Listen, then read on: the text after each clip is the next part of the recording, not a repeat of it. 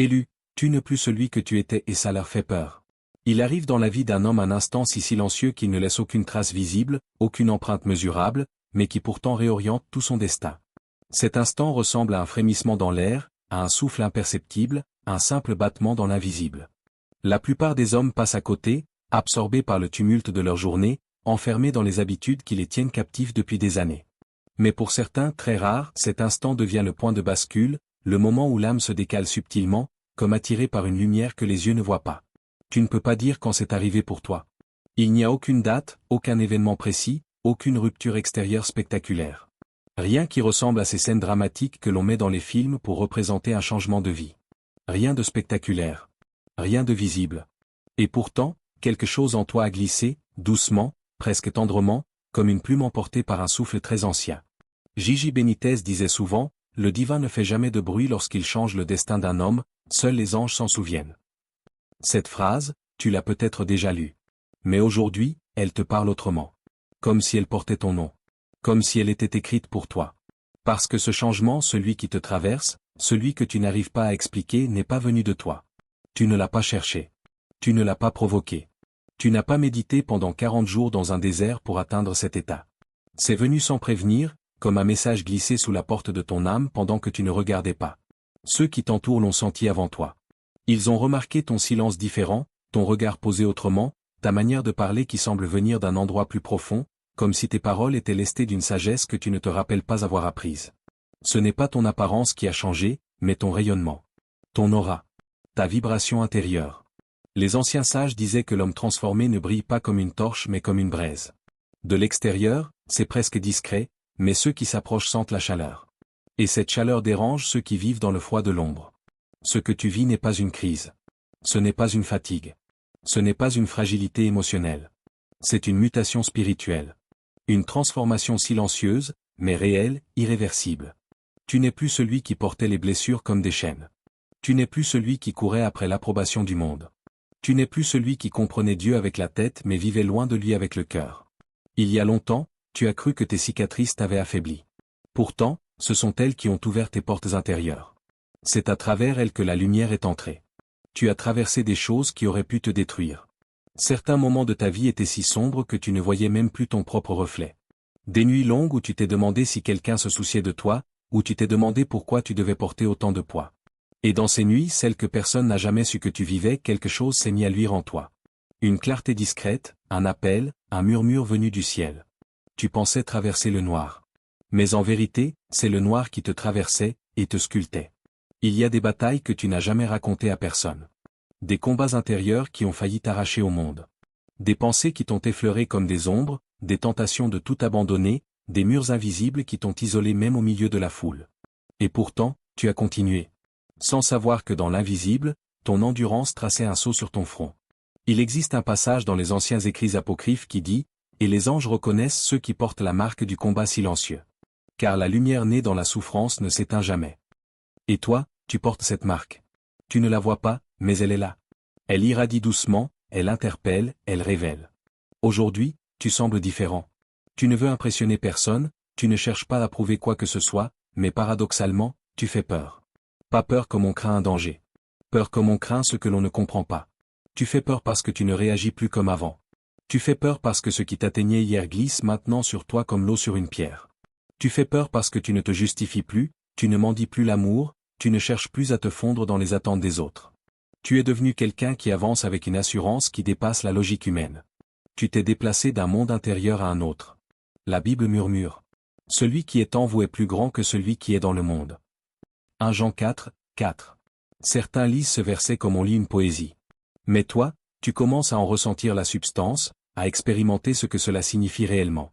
Tu sens en toi une présence, une force, une paix, une densité spirituelle que tu n'avais jamais connue auparavant. Ce changement n'a pas été une décision. Ce n'est pas une nouvelle habitude. Ce n'est pas une phase temporaire. C'est une révélation intérieure. Et elle ne vient pas de la vie, mais de quelqu'un. Alors maintenant, je te repose la question, avec une profondeur nouvelle. As-tu déjà eu la sensation d'avoir été changé non pas par ce que tu as vécu, mais par celui qui t'a vu survivre? As-tu déjà senti que quelque chose d'invisible te préparait, te tirait vers l'avant, comme si tu marchais vers une destination que ton esprit ne connaît pas encore mais que ton âme reconnaît secrètement? As-tu déjà perçu, dans ton propre silence, que tu ne marchais plus seul? As-tu déjà eu l'impression que ton histoire avait soudain cessé d'être simplement humaine, pour devenir spirituelle? Parce que si tu reconnais cette sensation, alors tu es déjà en train de devenir celui que tu n'étais pas encore. La transformation que tu vis n'est pas une impression passagère, ni une émotion spirituelle temporaire. Elle dépasse ce que l'on pourrait attribuer à une simple accumulation d'expérience ou à une maturité naturelle. Depuis des millénaires, les Écritures annoncent un phénomène mystérieux, la capacité de l'être humain à être reconfiguré de l'intérieur par l'esprit, comme si Dieu pouvait modeler l'âme avec autant de précision qu'un potier façonne l'argile. C'est ce processus que tu traverses. Lorsque Paul écrit aux Éphésiens, « Dépouillez-vous du vieil homme et revêtez l'homme nouveau » Éphésiens 4, 22 à 24. Il n'utilise pas un langage symbolique ou moral. Il décrit un changement ontologique, une transformation de l'essence même de l'homme. Le mot grec utilisé, anakynsi, renvoie à une métamorphose, à un renouvellement qui s'opère dans les profondeurs invisibles de l'être. Pour Paul, l'homme nouveau n'est pas une version améliorée du précédent, c'est une nouvelle nature, née de la présence de Dieu dans l'esprit humain. Dans les premiers siècles de l'Église, certains disciples comprenaient ce verset littéralement. Ils croyaient que lorsque l'esprit touche un homme, il se produit une réorganisation subtile de sa conscience, un élargissement de sa perception, une activation de zones de l'âme restées endormies depuis la chute de l'humanité. L'homme ancien n'est pas détruit, il est absorbé, transcendé, dépassé. Cette idée n'est pas propre au Nouveau Testament. On la retrouve dans des écrits plus anciens, souvent mis à l'écart du canon officiel, mais précieux pour comprendre la pensée spirituelle des premiers croyants. Dans le livre d'Enoch, texte mystérieux et profondément symbolique, on lit cette phrase. « Et ceux qui seront appelés dans les derniers temps auront un esprit renouvelé, afin de comprendre les choses cachées. » Enoch 39, 6. Enoch parle ici d'un esprit renouvelé, pas d'une intelligence plus grande ni d'une sensibilité plus fine, mais d'une capacité spirituelle qui permet d'accéder à une compréhension que les yeux humains ne peuvent offrir. Selon cette vision, Dieu prépare certains hommes à voir ce que les autres ne peuvent pas percevoir. Ce que tu vis s'inscrit dans cette logique, une transformation interne qui t'ouvre à des réalités que tu ne pouvais pas reconnaître auparavant. Les manuscrits de Qumran, retrouvés en 1947 au bord de la mer Morte, dévoilent une pensée similaire. Les Esséniens, communauté mystique et rigoriste, écrivaient qu'un homme touché par la lumière divine devenait étranger au monde, même lorsqu'il y vit encore. Cette étrangeté n'était pas sociale, mais spirituelle. Pour eux, l'être éclairé voyait le monde avec un regard que le monde ne pouvait pas comprendre. Son esprit fonctionnait à un autre niveau, orienté vers des réalités invisibles.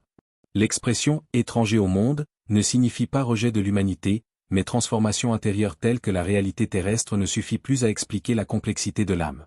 C'est exactement ce que tu ressens, comme si le monde matériel te semblait trop étroit, trop limité, comme si ton esprit cherchait un espace plus vaste pour respirer. Cette sensation n'est pas nouvelle. Elle se retrouve dans les récits des grandes figures bibliques qui, après une rencontre divine, n'étaient plus jamais les mêmes. Regarde Jonas. Sorti du ventre de la mort, rejeté par la mer comme un survivant d'une tombe liquide, il marche différent. Quelque chose dans son regard, dans sa voix, dans la façon dont il prononce les mots, témoigne d'une transformation. Il ne revient pas de son épreuve avec de simples réflexions, il revient avec une mission, avec une conscience renouvelée. Regarde Moïse, qui descend du Sinaï avec un visage brillant au point que les Israélites ne peuvent le regarder directement.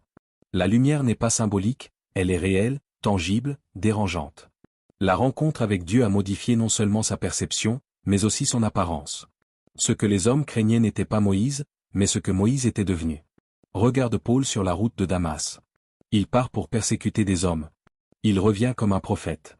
Il tombe à terre sous une lumière qui n'est pas de ce monde, perd la vue physique, et gagne la vue intérieure. Il ne reviendra jamais à l'homme qu'il était. Ses ennemis n'avaient pas peur de Saul le persécuteur, ils avaient peur de Paul l'élu, Paul le témoin, Paul l'homme transformé. Ces récits ne sont pas des légendes. Ce sont des modèles, des archétypes spirituels. Ils montrent comment Dieu agit. Il change l'intérieur avant de changer l'extérieur. Il plante la graine dans l'âme avant que la vie ne porte des fruits visibles. Les transformations spectaculaires, les miracles observables, les expériences extérieures ne sont que des conséquences d'un changement plus profond. Celui qui commence dans le secret, dans le silence, dans la chambre intérieure où seul Dieu entre. Dans la tradition mystique chrétienne, ce processus est appelé metanoia, un mot souvent traduit par « repentance », mais qui signifie en réalité changement de conscience. Ce n'est pas regretter le passé, c'est voir le monde différemment, avec une lucidité nouvelle, comme si un voile avait été levé. Lorsque tu te demandes pourquoi tu agis différemment, pourquoi tu perçois les situations avec plus de clarté, Pourquoi certaines personnes ne te comprennent plus, pourquoi tes anciennes habitudes ne te ressemblent plus, ce n'est pas un trouble. C'est le signe que tu es en train de vivre exactement ce que les Écritures annoncent. La question n'est donc pas « Pourquoi ai-je changé ?» Car ce changement n'est pas de ton initiative. La vraie question, celle que les prophètes eux-mêmes se posaient lorsqu'ils étaient appelés, est celle-ci. De quoi Dieu est-il en train de me préparer? Parce que chaque transformation intérieure dans la Bible précède toujours une mission, une révélation, une élévation, une responsabilité, ou un déplacement dans la destinée. Et tout ce que tu ressens aujourd'hui, la sensibilité nouvelle, la compréhension plus profonde, le détachement de l'ancien, la vision plus claire, n'est jamais gratuit dans le langage de Dieu. Dans la tradition mystique, chaque transformation intérieure est un signe, un mouvement de l'âme qui ne s'explique pas par la logique mais par l'invisible. Depuis des siècles, sages, prophètes, ermites, moines et voyageurs de l'esprit ont cherché des mots pour décrire cet instant où l'être bascule vers une dimension plus vaste. Certains l'appelaient la seconde naissance, comme si l'homme devait naître deux fois, une fois dans la chair, une fois dans la lumière. D'autres parlaient d'éveil, un mot fragile qui tente de traduire un bouleversement silencieux. D'autres encore, dans le langage des anciens, nommaient cela la marque de l'élu. Dans toutes ces traditions, quelque chose revient. L'idée que Dieu commence toujours par modifier la vibration de l'homme avant de modifier son chemin. Ce changement n'est ni visible ni audible. Il se passe dans le souffle, dans le battement du cœur, dans la manière dont ton regard s'arrête sur les choses. Le corps reste le même, mais la fréquence intérieure change. Les sages disaient, quand l'esprit s'approche d'un homme, les autres sentent le souffle avant que lui ne comprenne la présence. Cela signifie que tu peux ne pas percevoir tout de suite ce qui t'arrive, mais ta présence, elle, parle avant toi. C'est ce qui t'arrive maintenant. Tu ne le vois pas, mais les autres le sentent. Il y a, autour de toi, une énergie nouvelle, une intensité silencieuse. Elle n'a pas besoin de se manifester pour exister. Ta seule présence n'est plus neutre. Tu n'es plus un visage dans la foule, tu es devenu un miroir pour les consciences. Et les consciences instables n'aiment pas les miroirs. Les vérités qui dérangent cherchent toujours à éviter les reflets. C'est pour cela que tu déranges. Pas parce que tu parles trop. Pas parce que tu fais quelque chose de mal. Mais parce que tu es devenu une lumière dans des lieux où beaucoup préféraient l'ombre. Et la lumière, même la plus douce, impose la vérité. Elle la révèle sans agressivité, sans violence, simplement par son existence. Tu mets mal à l'aise ceux qui vivent dans le mensonge, parce qu'ils sentent que devant toi, leurs masques deviennent plus lourds. Tu rends nerveux ceux qui se nourrissent de manipulation, parce qu'ils comprennent instinctivement que leurs fils invisibles ne peuvent plus t'atteindre. Tu déroutes ceux qui cherchent le contrôle, parce que ta transformation échappe à toutes leurs catégories. Pourquoi? Parce que la lumière révèle ce que la nuit cache.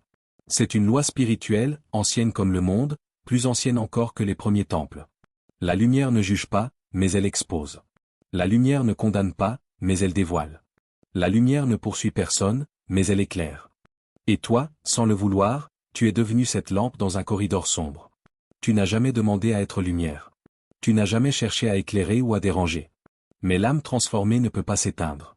Même lorsque tu tentes de te fondre dans la masse, ta présence se détache, comme une braise encore chaude dans la nuit. Le Zohar, livre central de la mystique juive, dit ceci. Quand la lumière s'accroît dans un homme, les ténèbres l'attaquent pour essayer de l'étouffer. Cette phrase n'est pas un avertissement, c'est une explication. Elle révèle que ce que tu vis aujourd'hui n'a rien d'anormal. Les réactions autour de toi ne sont pas un signe que tu t'es garé, mais un signe que tu as grandi spirituellement. Et pourtant, ces ténèbres échouent. Elles échouent parce que la lumière que tu portes ne vient pas de toi. Elle ne dépend pas de ton humeur, de ta force, de ta volonté. Elle vient d'ailleurs, d'un endroit que les mots peinent à nommer. Elle est un dépôt sacré placé dans ton âme, une trace du divin qui s'est déposée sur ton chemin. Cela crée un tri naturel autour de toi. Les gens ne partent pas par hasard. Les liens ne se brisent pas simplement par fatigue. Les distances qui s'installent ne sont pas toujours des blessures, parfois elles sont des révélations. Quand certains s'éloignent, ce n'est pas ta personnalité qu'ils fuient, c'est ce que ta lumière éveille en eux. Certains ne veulent pas se voir tels qu'ils sont réellement. Certains ne veulent pas évoluer, grandir, changer. Et ta transformation les confronte à ce qu'ils refusent de regarder dans leur propre vie. Dieu ne retire jamais les gens par accident. Dans la tradition mystique, on dit, ce qui s'éloigne de la lumière ne l'a jamais porté. Cela ne signifie pas supériorité, mais résonance. La lumière attire ce qui est prêt et éloigne ce qui ne veut pas se réveiller. Dieu sépare pour protéger. Il éloigne pour révéler. Il isole pour élever. Quand les anciens se retiraient dans les montagnes ou les grottes, ils disaient, « Ce n'est pas moi qui m'éloigne du monde, c'est le monde qui s'éloigne de moi parce que Dieu me veut ailleurs. » Tu vis une version intérieure de ce phénomène. Ce n'est pas toi qui changes d'entourage. C'est ton entourage qui ne peut plus rester sur la même fréquence. La lumière crée des révélations subtiles. Elle montre les faux loyaux. Elle montre les intentions cachées. Elle montre les affections sincères et les affections utilitaires. Elle montre qui t'aimait pour toi, et qui t'aimait pour l'avantage que ta fragilité lui donnait. Dieu utilise ta transformation comme un filtre. Non pour t'isoler, mais pour te nettoyer, pour t'unifier, pour te libérer du bruit inutile. Alors maintenant, une nouvelle question se pose, non plus sur ce que tu deviens, mais sur ce que ta lumière expose autour de toi. Qu'est-ce que ta transformation met en lumière chez les autres? La peur? La jalousie? L'admiration silencieuse? La vérité de leur cœur? Ou leur incapacité à accepter ton élévation? Qu'est-ce que ta lumière révèle? Des intentions pures? Des ombres cachées? Des dépendances émotionnelles que tu n'avais pas vues avant? Des mensonges que tu avais trop longtemps excusés? Et surtout, pourquoi ton élévation provoque-t-elle autant de réactions? Pourquoi toi, précisément? Pourquoi maintenant? Pourquoi ce moment exact de ton histoire? Parce que ce qui se lève en toi, cette lumière, cette vibration, cette présence n'est pas seulement une transformation personnelle. C'est un signal spirituel, perceptible dans l'invisible, et redouté par tous ceux qui préfèrent rester dans l'ombre. Respire. Ferme doucement les yeux. Laisse derrière toi le bruit du monde, les voix qui t'ont fatigué, les souvenirs qui n'ont plus leur place dans ton présent. Laisse les anciennes versions de toi s'effacer comme des silhouettes qui s'estompent dans la brume. Tu n'es plus celui qui doutait. Tu n'es plus celui qui tremblait. Tu n'es plus celui qu'ils ont blessé, rejeté, humilié, sous-estimé. Tu n'es plus celui qui pleurait en silence en se demandant « Pourquoi moi ?» Une mue spirituelle s'est produite, discrète, silencieuse, mais irréversible. Comme le serpent qui laisse derrière lui une peau devenue trop étroite. Comme l'aigle qui arrache ses plumes pour renaître plus haut. Tu as quitté une ancienne enveloppe. Tu es sorti d'une version de toi qui ne servait plus ton appel. Tu es devenu plus grand que tes cicatrices. Plus solide que tes blessures. Plus lumineux que tes nuits. La parole déclare. Si quelqu'un est en Christ, il est une nouvelle créature. Les choses anciennes sont passées, voici, toutes choses sont devenues nouvelles. 2 Corinthiens 5, 17. Ces mots ne sont pas une métaphore. Ils te décrivent. Tu es cette créature nouvelle. Tu es ce passage, cette transition, ce renouveau vivant. Et ceux qui s'accrochent à l'ancienne version de toi, celle qu'ils pouvaient manipuler, utiliser, minimiser, ne comprennent pas que cette version n'existe plus. Ils parlent à un fantôme. Ils se souviennent d'une personne qui n'habite plus ton corps. Ils cherchent une fragilité qui s'est évaporée. Ils tentent d'atteindre une faiblesse que Dieu a transformée en sagesse. Dans ton souffle, quelque chose a changé. Ce n'est pas visible à l'œil nu, mais ton âme le sait. Tu sens une paix étrange, profonde, presque surnaturelle, une paix que tu n'arrives pas à expliquer mais que tu reconnais. Tu sens une force qui ne vient pas de toi, elle dépasse ta logique, ta compréhension, ton éducation, ton histoire. Tu sens une intuition nouvelle, plus fine, plus subtile, plus directive, comme si une voix intérieure savait déjà ce que ton esprit cherche encore. Ce n'est pas de l'orgueil. Ce n'est pas de l'arrogance. Ce n'est pas un excès de confiance. C'est la présence. La présence de celui qui marche maintenant avec toi. La présence de celui qui t'a relevé quand tout semblait fini. La présence de celui qui t'a protégé même quand tu pensais être abandonné. Le royaume s'est rapproché de ta vie. C'est la seule explication. Ce que tu ressens n'est pas humain. C'est un souffle venu d'en haut. Gigi Benitez écrivait souvent que certains hommes, lorsqu'ils traversaient une transformation intérieure profonde, étaient escortés par des présences lumineuses. Il disait qu'ils devenaient participants de la lumière, comme si quelque chose en eux changeait d'état, de densité, de résonance. Toi aussi, tu es devenu participant de quelque chose. Quelque chose de plus haut. Quelque chose d'invisible. Quelque chose d'indestructible. Tu n'es pas seulement transformé. Tu es habité. Il y a en toi une clarté que les épreuves n'ont pas réussi à ternir. Une lumière que les attaques n'ont pas réussi à éteindre. Une paix que la douleur n'a pas réussi à voler. Alors écoute ces mots, non avec les oreilles, mais avec ton âme. Tu es en train de devenir la version que le ciel avait imaginée. La version qui ne se courbe plus devant la peur. La version qui ne mendie plus l'amour. La version qui ne se justifie plus d'exister. La version qui marche avec assurance parce qu'elle a compris qu'elle n'est plus seule. Et c'est pour cela que certains ont peur. Ils ne reconnaissent pas cette nouvelle force en toi. Ils ne comprennent pas d'où vient cette stabilité, cette profondeur, cette intensité. Ils sentent quelque chose qu'ils n'arrivent pas à nommer, mais qui les dépasse. Ils voient que tu n'es plus accessible comme avant. Ils voient que tu n'es plus contrôlable. Ils voient que tu n'es plus manipulable. Ils voient que tu n'appartiens plus à la douleur, ni aux dépendances émotionnelles, ni à la version de toi qui avait peur de perdre. Tu appartiens maintenant à la lumière. Et la lumière ne s'excuse jamais d'exister. Tu ne dois plus t'abaisser pour être accepté. Tu ne dois plus te taire pour être aimé. Tu ne dois plus te cacher pour être en paix. Car quand Dieu élève un homme, il change son rapport au monde. Il place en lui une dignité nouvelle, une force silencieuse, un courage intérieur qui ne dépend de personne. La vraie question n'est donc plus « Pourquoi ai-je changé ?» Cette question appartient au passé.